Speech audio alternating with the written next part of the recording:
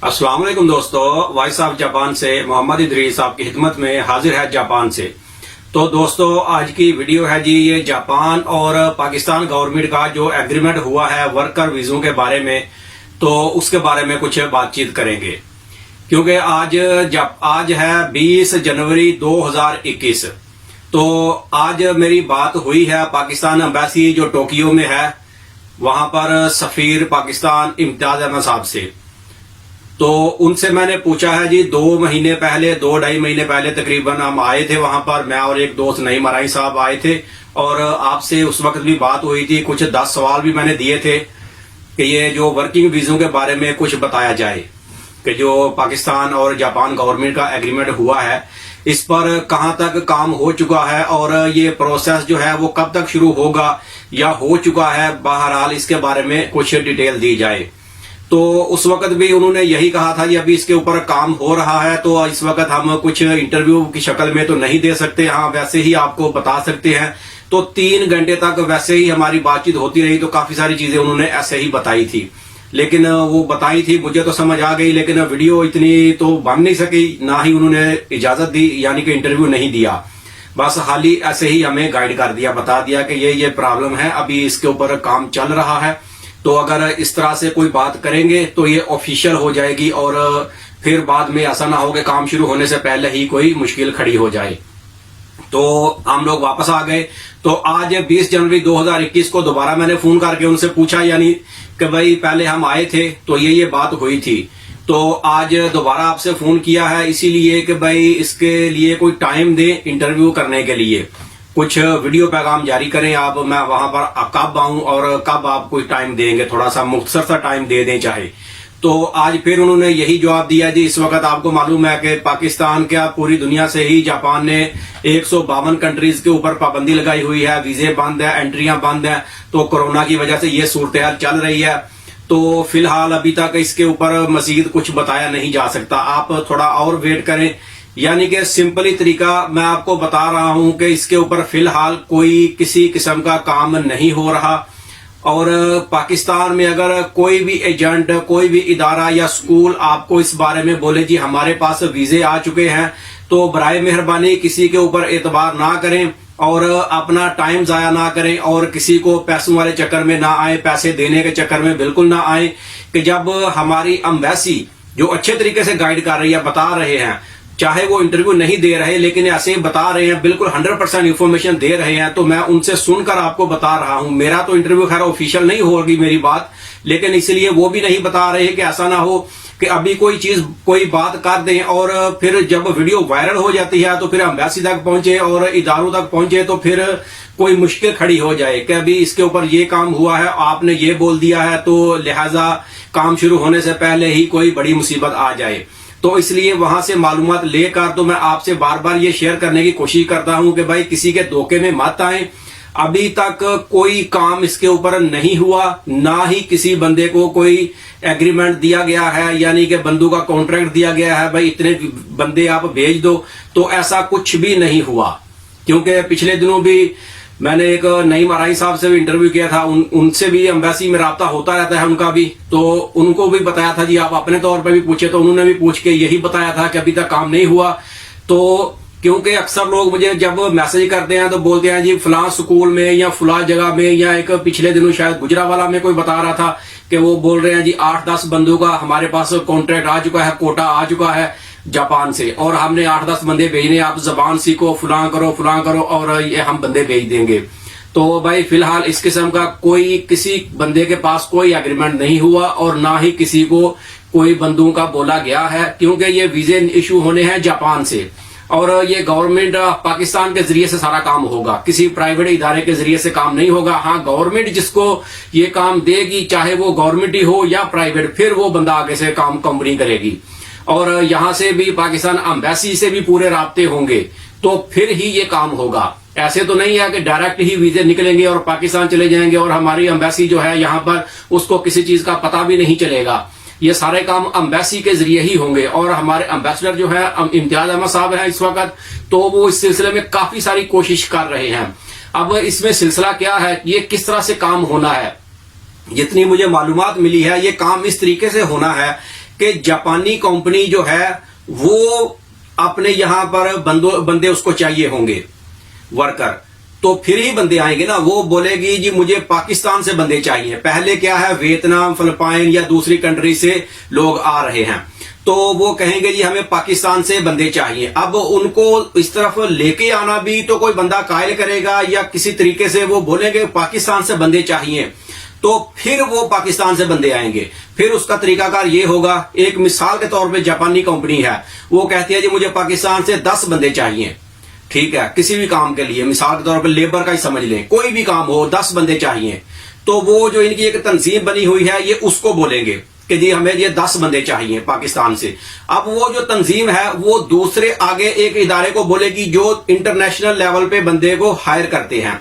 अब जब उनके पास वो डिमांड जाएगी, फिर वो पाकिस्तान से, जो पाकिस्तान गवर्नमेंट का इदारा है जिसके जरिए ये काम होगा, उससे राब्ता करेंगे जी आप हमें ये फलां फलां बंदे चाहिए। अब जब उनके पास राब्ता होगा पाकिस्तान में, तो वो फिर आगे उनकी मर्जी है वो किस कंपनी से आगे कॉन्ट्रैक्ट करते हैं, और कॉन्ट्रैक्ट करके तो फिर ये बंदे जो है वहां से आएंगे। जो रिक्वायरमेंट इनकी होगी, बंदे को लैंग्वेज आनी चाहिए या नहीं आनी चाहिए, उस तरीके से फिर वहां से बंदे सिलेक्ट होंगे और फिर उनके पासपोर्ट वगैरह यहाँ पे आएंगे, कापियां, और यहां से फिर वीजे इशू होंगे। एलिजिबिलिटी बोलते हैं, मैं थोड़ा सा मुश्किल लफ्ज लगता है इसलिए मैं सिंपल सा वीजा ही बोल देता हूं कि यानी कि वीजा ही समझिए। यहां से वो पेपर वीजा निकलेगा, एलिजिबिलिटी निकलेगी, फिर वो पाकिस्तान जाएगी, फिर वहां से जो जापान की एम्बेसी है इस्लामाबाद में, वहां से वो वीजा इशू होगा, पासपोर्ट के ऊपर वीजा लगेगा, और फिर बंदा पाकिस्तान से ट्रैवल करके जापान पहुंचेगा। जब जापान पहुंचेंगे, एयरपोर्ट पे, किसी भी एयरपोर्ट पे आए, तो वहां पर एक कार्ड जो है वो जेब में रखने वाला वो मिल जाएगा, और फिर सीधे फैक्ट्री में, और फैक्ट्री में फिर जो सूरत हाल होगी आगे वो काम का सिलसिला चलेगा। यानी कि इसमें सैलरी कितनी होगी ये सब कुछ पहले ही तय हो जाएगा, सैलरी उसको जो भी दी जाएगी सब कुछ ये पूरे एग्रीमेंट होंगे। तो यानी कि एक लंबा प्रोसेस है, इतना आसान सिस्टम नहीं है। मैंने ये भी पूछा था, यानी कि समझिए कि अगर मिसाल के तौर पे एक आम बंदा अगर ये काम करना चाहे, मसलन अगर मैं ही सोचूं कि चले यार मैं ही ये काम करने की कोशिश करता हूं, तो साफ बताया गया जी नहीं कर सकते, ये इतना काम आसान नहीं है। बंदे को पूरा यहाँ पे एक ऑफिस वगैरह बनाना पड़ेगा, हर चीज यानी कि रखनी पड़ेगी, और वर्कर भी आगे 1-2 होना चाहिए जापानीज। फिर वो कंपनियों में जाएंगे, फिर वहां पर जाके एक समझ ले मिसाल के तौर पे मिन्नत करेंगे किसी कंपनी वाले की, जी आप हमारे बंदे मंगवाओ पाकिस्तान से।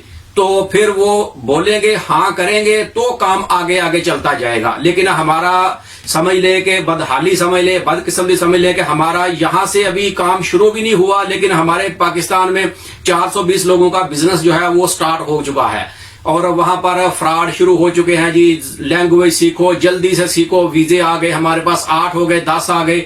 ऐसा भाई कुछ भी नहीं है। अभी आप सीखना चाहें लैंग्वेज या कोई काम सीखना चाहें तो कोई टेंशन नहीं है, आप इसको पार्ट टाइम पे रखें। लेकिन आप दूसरे काम वगैरह छोड़ के इसी के पीछे पड़ जाएंगे तो आपका टाइम जाया होगा और नतीजा आखिर में कुछ भी नहीं होगा। शायद ये काम ना शुरू हो सकता है 2-3 साल तक ना हो सकता है 6 महीने ना शुरू हो। अभी कोरोना भी ऊपर से आ चुका है और हालात काफी ज्यादा खराब हैं। तो इसलिए मेरा मशवरा है बरादराना कि किसी के चक्कर में मत आए, और इसके ऊपर फिलहाल अपना जहन बिल्कुल भी ना 100% ना बनाए। हाँ, पार्ट टाइम के तौर पे आप कोई लैंग्वेज सीखना चाहें या कोई काम सीखना चाहें तो सीखें, कोई मसला नहीं है।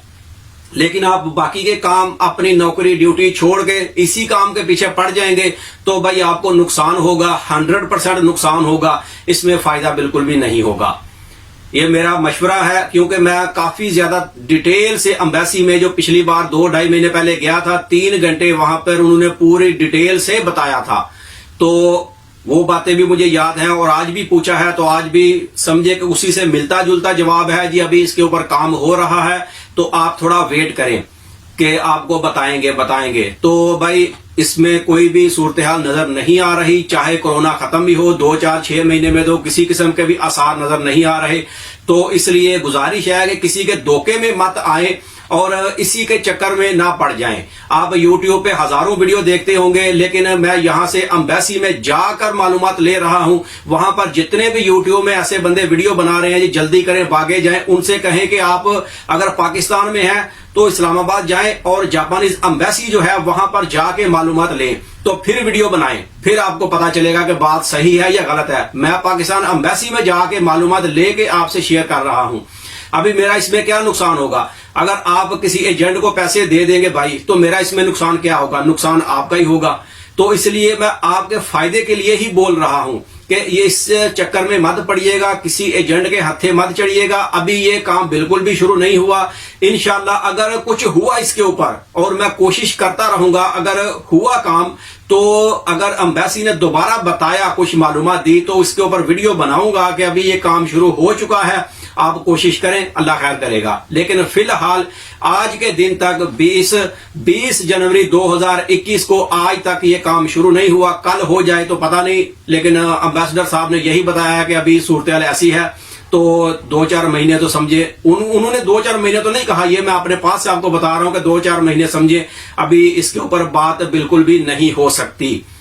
जब वो इंटरव्यू देंगे, यानी कि कुछ काम समझे जब होगा, तो वो इंटरव्यू खुशी से दे देंगे। जब तक कोई काम नहीं हो रहा तो वो इंटरव्यू देने में भी थोड़ा से हिचकिचा रहे हैं कि ऐसा ना हो कि कोई प्रॉब्लम खड़ी हो जाए। काम हुआ नहीं है और हम बोल दें ये हो चुका है, ये हो चुका है, ये बाकी है, और बाद में कोई मसला खड़ा हो जाए। तो इसलिए आप दोस्तों को सिर्फ ये इंफॉर्मेशन देना मकसद था कि भाई किसी के धोखे में मत आए, अभी ये काम शुरू नहीं हुआ।